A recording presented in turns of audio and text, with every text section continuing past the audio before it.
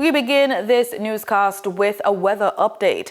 The Meteorological Service of Jamaica is monitoring two tropical waves moving across the Atlantic and approaching the Caribbean, with one showing some potential for development into a tropical depression within the next 24 hours. Principal Director of the Meteorological Service Branch, Evan Thompson, said the system is expected to weaken after entering the Caribbean over the weekend and could pass near Jamaica by Monday, August 17.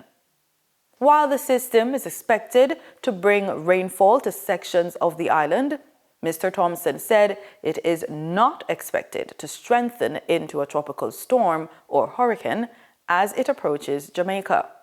He is encouraging the public to monitor updates from the Meteorological Service of Jamaica and other official sources as these systems develop.